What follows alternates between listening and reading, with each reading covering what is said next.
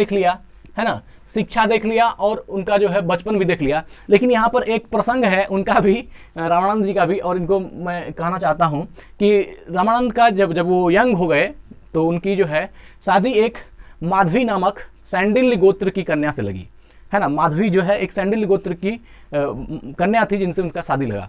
तो उनका विवाह करने की इच्छा तो जरा सा भी नहीं थी, लेकिन जब उनके परिवार वालों ने उन पर फोर्स किया फिर भी वो तैयार नहीं हुए और लास्टली जो है ना ही कहने लगे। तो लास्ट में जो है उनको समाज में लोगों ने समझाया कि जो है कौमारिल भट्ट एक पंडित थे जिनकी उसको मीमांसा दिखाई गई, और उस मीमांसा में कौमारिल भट्ट एक पंडित ने उन्होंने लिखा था कि लाइफ में जो है एक बार शादी करना बहुत आवश्यक है। तो यह ज्ञान उसको दिया गया बहुत बार। इसको जो उसके फादर, उनके पेरेंट्स, जो उनको ये चीज़ सुनाया गया कि देखो जब शास्त्र में ऐसा लिखा गया तुम मानते क्यों नहीं हो। लेकिन रामानंद ने कहा कि शास्त्र में इसलिए लिखा है क्योंकि जो है जिसने लिखा है उसको बहुत समय के बाद ज्ञान हुआ और उसने ऐसा लिखा है। लेकिन जिसको बाल्यकाल में ही ज्ञान हो जाए, जिसको बाल्यकाल में ही चैतन्य की प्राप्ति हो जाए, वह जो है फिर उसके लिए ये सब जो है कर्मकांड है और उसके लिए ये सब आवश्यक नहीं है। और उसमें यह लिखा कि शादी नहीं करोगे, एक बार नहीं किया जाए तो बहुत बड़ा पाप लिखता है, जघन्य पाप होता है। अब रामानंद तैयार नहीं थे और इन्होंने अपना दर्शन लिखा और उसमें ऐसा कहा कि जिसको अगर बचपन के काल में ज्ञान की प्राप्ति हो जाए उनको फिर इन चीज़ों से कोई पाप वाप नहीं होता, जिसको करना है करे और जिसको ज्ञान हो गया वो न करे। तो उन्होंने नहीं माना। तो जिन सैंडिल्य गोत्री कन्या माधवी से उनका शादी लगा, तो उसके ऐसा कहा जाता है कि कुछ दिन बाद जो है उनको एक स्वप्न आया और उस लड़की को स्वप्न में यह आया कि अगर तुम रामानंद से शादी करोगी तो विधवा हो जाओगी। तो वह जो है बहुत विचलित हो गई और अपने घर में अपने घर वालों से कहा कि जब जबरदस्ती, चूंकि रामानंद का भी शादी कराया जा रहा था, तो उसको कहा कि अगर रामानंद से शादी मेरी होगी तो मैं विधवा हो जाऊंगी।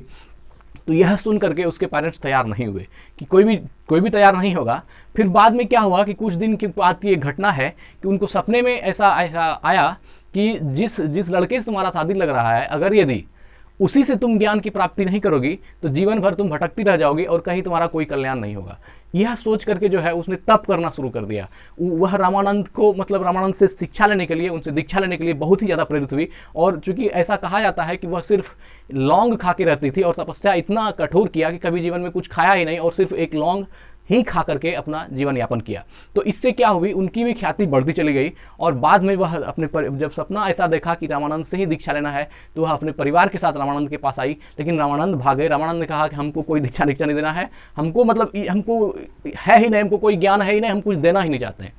बाद में जब लोगों ने बहुत प्रेस किया, बहुत फोर्स किया, तब फिर जो है रामानंद जी ने उनको दीक्षा, उनका देने का तरीका अलग था। वो एक शंख रखते थे, शंख उठाते थे रामानंद और शंख नाद करते थे। उनसे क्या होती थी, वो शंख की ध्वनि से जो है अगर सच में कोई पात्रता पाया हुआ है उस साधना को लेने का, तो क्या होती थी, उनको कुछ न कुछ जो है समाधि आ जाती थी। ऐसा ही उस लड़की के साथ हुआ। जब उसके पेरेंट्स उसको लेकर के आए तो रामानंद ने अपना शंख नाद किया। बहुत जब पूरा उनको प्रेस किया गया तब फिर उन्होंने शंख बजाई और शंख बजाने के साथ ही कहा जाता है कि जो माधवी नाम की जो सैंडिल्य गोत्र की कन्या थी उनको समाधि का आभास हुआ और तब से लेकर जीवन में वो सन्यासी हो गई। और सब दिन जो है उन्होंने भी यह प्रण ले लिया कि मैं भी अविवाहित रहूंगी और जो है अपना ब्रह्मचर्य आश्रम में ही अपना जीवन निर्वाह करूंगी।